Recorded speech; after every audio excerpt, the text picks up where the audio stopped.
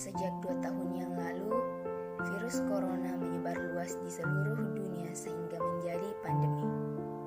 Kita dianjurkan oleh pemerintah untuk memakai masker jika ingin keluar rumah sebagai salah satu protokol kesehatan. Tetapi, tidak sedikit orang yang tidak mematuhi protokol kesehatan. Padahal, kita tidak tahu di mana virus itu berada. Sekarang, mari kita sadari bahwa virus tidak memandang umur dan tidak memandang di mana kita berada.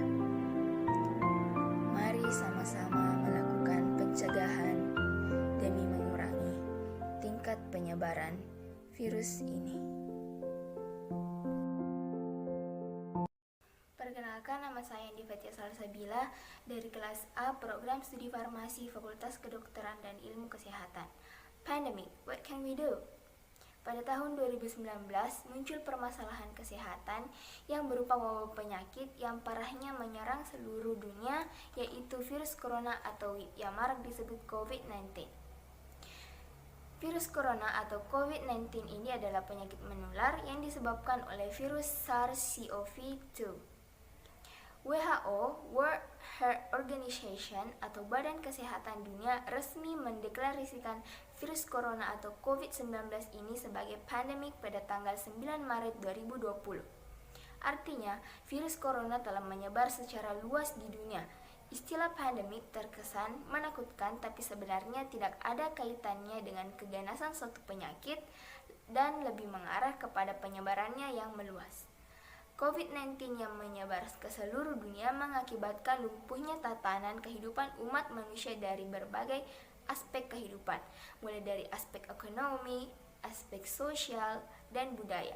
Mulai dari tingkat individu rumah tangga, bahkan semua lapisan sampai tingkat dunia, tidak memandang suku, agama, ataupun setara sosial.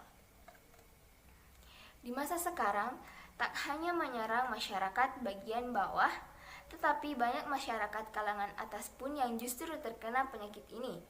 Penyakit ini bisa muncul, bahkan mudah tertular karena masyarakat itu sendiri yang kurang teratur atau tidak mempunyai imun yang kuat atau kebal, dan kurangnya pencegahan yang dilakukan.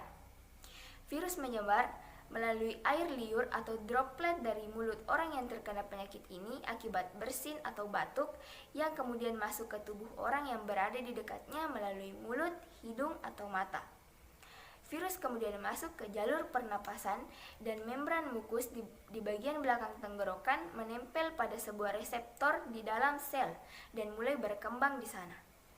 Virus ini mempunyai protein dengan ujung yang panjang dan membuat virus ini menempel ke membran sel, dan dari situlah materi genetis virus masuk ke sel tubuh manusia. Materi genetis tersebut kemudian membajak metabolisme sel dan membuat sel tidak lagi berkembang untuk kesehatan tubuh, melainkan untuk memperbanyak virus tersebut. Saat virus ini berkembang, mereka mulai menginfeksi sel-sel di sekitarnya. Gejala-gejala pun timbul yang biasanya mulai terasa di belakang tenggorokan, berupa rasa nyeri tenggorokan dan batuk kering. Lalu virus ini dengan cepat merambat masuk ke saluran pangkal paru-paru hingga masuk ke paru-paru. Proses ini merusak jaringan pada paru-paru, membuat jaringan ini membengkak sehingga lebih sulit bagi paru-paru untuk memasok oksigen dan menyalurkannya kembali. Karbon dioksida tidak lagi memasok oksigen di paru-paru. Pembengkakan pada jaringan paru dan kurangnya oksigen dalam darah membuat jaringan tersebut terisi dengan cairan, nanah, dan sel yang mati. Pneumonia. Radang paru-paru bisa muncul juga pada akibat virus ini. Ini bisa membuat pasien mengalami kesulitan bernafas sehingga butuh alat bantu pernafasan atau yang biasa disebut dengan ventilator. Dalam berbagai kasus, terjadi yang disebut sindrom kesulitan berpernafasan akut atau acute respiration distress syndrome, sehingga bahkan dengan ventilator pun pasien bisa meninggal karena kesulitan bernafas. Apakah hanya paru-paru yang terdampak? Tentu tidak. Infeksi bisa menyebar melalui membran mukus dari hidung sampai ke anus. Jadi walaupun virus ini menyerang paru-paru, tetapi virus juga bisa menginfeksi saluran pencernaan. Inilah kenapa beberapa penderita menunjukkan gejala pencernaan seperti diare atau sembelit. Virus ini juga bisa masuk ke dalam darah, akan tetapi walaupun ditemukan RNA dari virus ini dalam darah dan kotoran, belum dapat dijelaskan apakah virus akan dapat bertahan lama dalam darah ataupun kotoran. Pada akhirnya, virus ini akan masuk ke organ tubuh seperti jantung, ginjal, hati yang bisa menyebabkan kerusakan langsung pada organ tubuh tersebut.